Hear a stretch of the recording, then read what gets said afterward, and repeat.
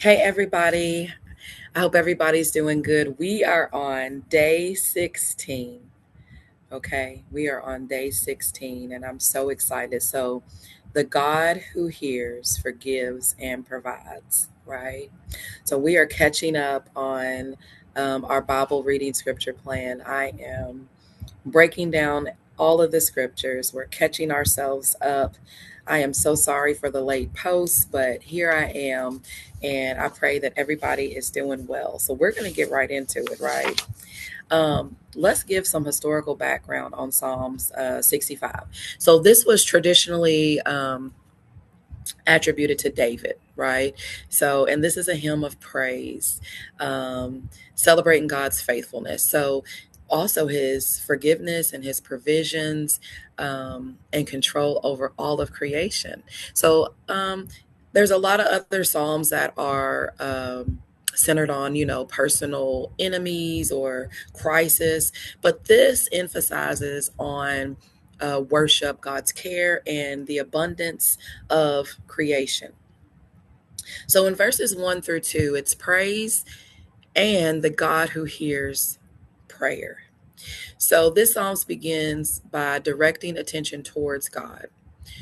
One of its foundational ideas is that God hears our prayers. He's not portrayed as this distant God, right? Or this unengaged, uninterested God, right? He is fully interested in what we have going on in our lives. So we can approach him anytime. It does not matter. Because one thing I've realized is that even the closest people to you ain't really always listening. They might hear you, but they're not listening. But I promise you, if you are in need of somebody that truly will hear you, you need to seek the kingdom first, because we can approach him and not have to worry about being unheard or misunderstood. So, verses 3 through 4, it's sin and forgiveness. So, David acknowledges that, humans, we have failures, right?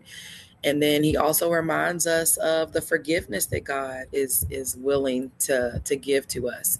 So this is really significant because um, the later language about this is blessings and abundance begins with God's ability to deal with sin that bring people near him, right?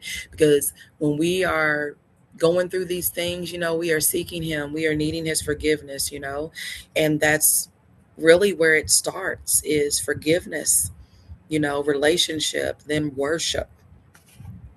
So verses 5 through 8 talk about God over creation. So David explains his focus from this personal experience to God's authority over the whole creation, right? So the mountains, the seas, the nations all fall under God's power. So the message is that God, who sustains creation, is also capable of sustaining his people. He's able to sustain me. He's able to sustain you, your mom, your dad, your whoever. He's able to sustain. So as we break down these last few little verses through 9 through 13, is the water, the harvest, and the fruitfulness.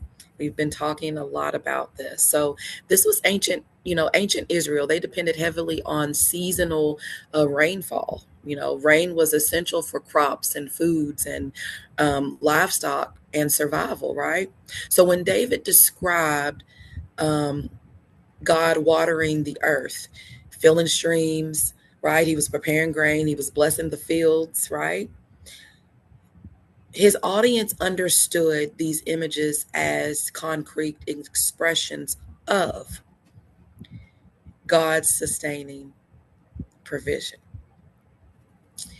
So,